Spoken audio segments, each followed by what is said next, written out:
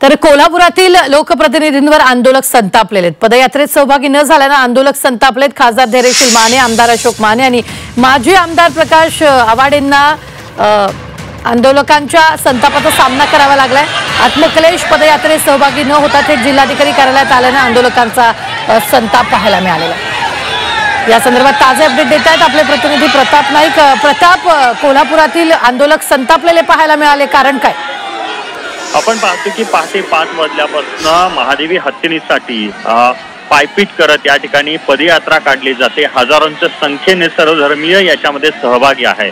असं असताना आपण पाहतोय की खासदार धैर्यशील माने असतील किंवा आमदार अशोक माने असतील किंवा माजी आमदार प्रकाश आवाडे हे त्या पदयात्रेत कुठेही सहभागी झाल्याचं आंदोलकांना दिसलं नाही। पण नंतर मात्र आपण पाहतो की ते तिघही जिल्हाधिकारी कार्यालय परिसरात आले आणि त्याच्यानंतर लोकांच्या समोर जाण्याचा प्रयत्न त्यांनी केला।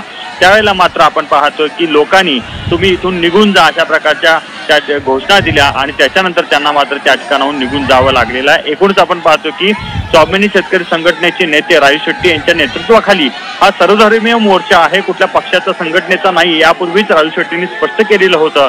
असं असताना देखील या मोर्चामध्ये तुम्ही का सहभागी झाला नाही अशा प्रकारचं म्हणणं या आंदोलकांचं आहे आणि त्याला घेऊनच आपण पाहतो की ज्या वेळेला थेट जिल्हाधिकारी कार्यालयात हे लोकप्रतिनिधी आल्यानंतर त्यांच्या रोषाला सामोरं जावं लागलेलं आहे।